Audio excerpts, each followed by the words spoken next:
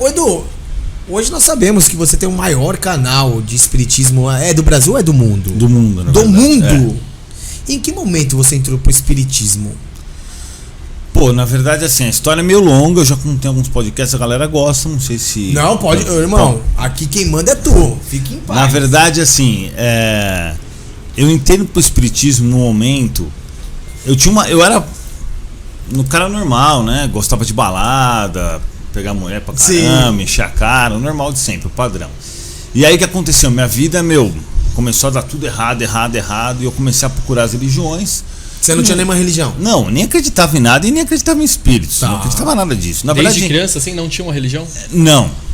Eu gostava um pouco do espiritismo e tal, mas eu não conhecia muito bem. Na verdade, eu não me preocupava com isso. Nem de família, assim? Né? Não.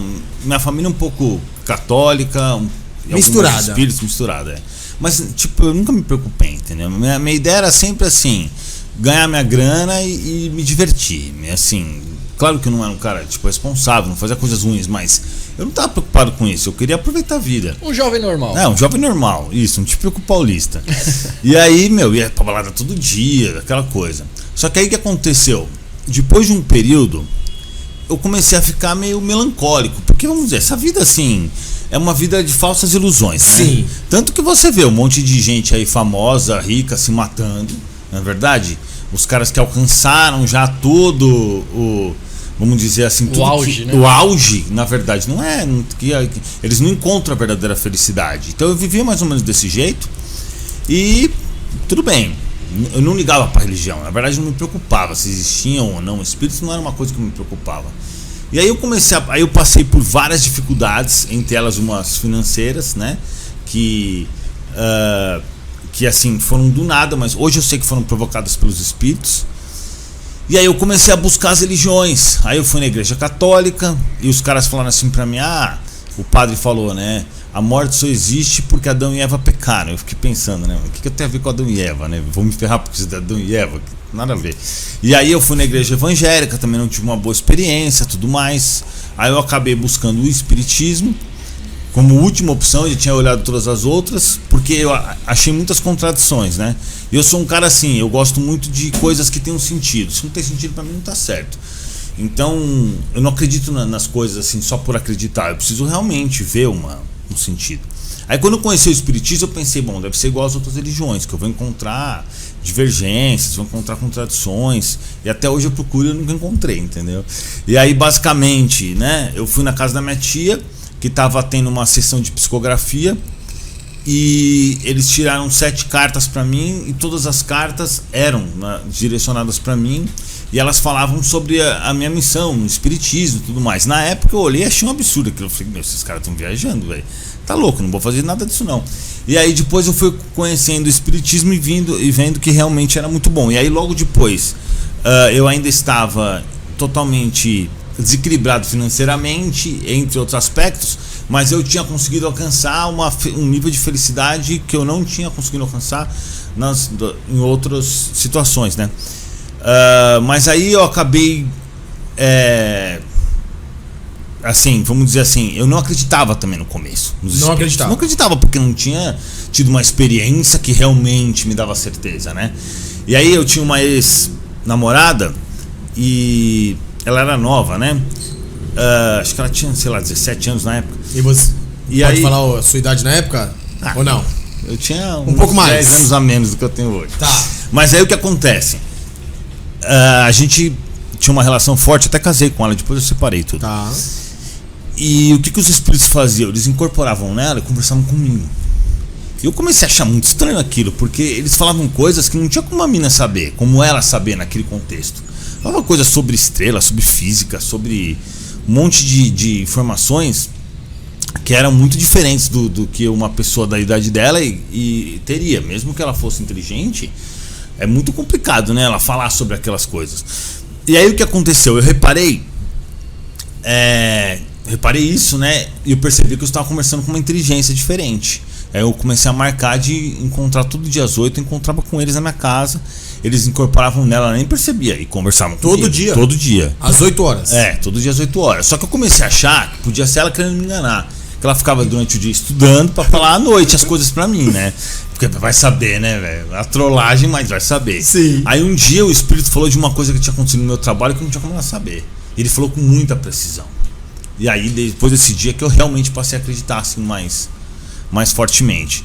E aí, num belo dia, ele chegou pra mim e falou assim: olha, a partir de agora você vai ouvir direto na tua cabeça. A gente não vai mais incorporar nela. E aí eles fecharam a mediunidade dela e começaram a conversar comigo. Aí foi assim. Então hoje eu ouço, vejo espírito, faço psicografia, faço cirurgia espiritual. Isso já fazem então 10 anos. É, uns 10 Mais anos. ou menos. Sim, mais ou menos. Mas ela trabalhava espiritismo ou não? Como assim? Ela era médium? Não, mas eles... Quer dizer, era, na verdade, era, sim, era. Mas ela frequentava, estudava? Não, a gente tinha começado juntos, né, Juntos. nesse processo aí. É.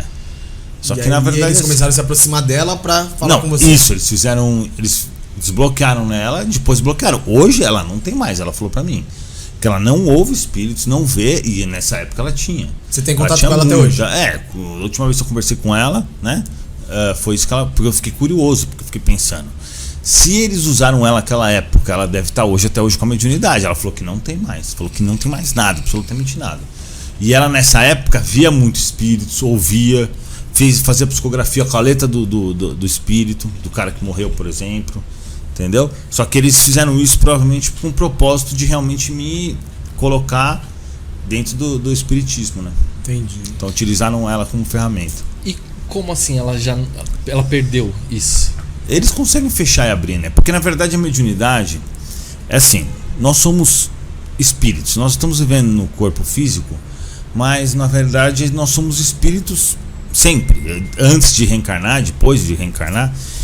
E o que difere uma pessoa para outra em relação a essa sensibilidade é o corpo físico dela. Vamos dizer assim, Chico Xavier, por exemplo, ele tinha muito mais interação com o mundo espiritual, que seria uma outra dimensão, do que uma pessoa comum. Então isso não é mágica, não é pozinho mágico. Isso está na glândula pineal dele, que é o receptor da outra dimensão.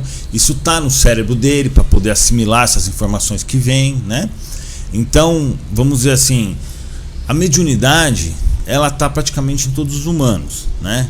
E só que em graus diferentes. E quando a gente começa a se desenvolver dentro da espiritualidade, começa a se dedicar, você passa a viver uma vida mais espiritual e menos material.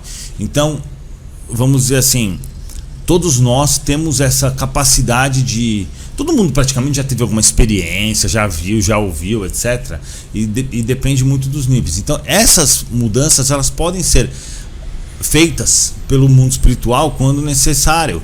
De abrir, por exemplo, mais a glândula pineal para receber mais informações, ou de fechar, porque a mediunidade funciona da mesma forma que funciona o nosso olho. A gente olha, a gente capta as cores, pega a luminosidade, entra, passa pela retina, vai para o nervo óptico e vai para o nosso cérebro processar.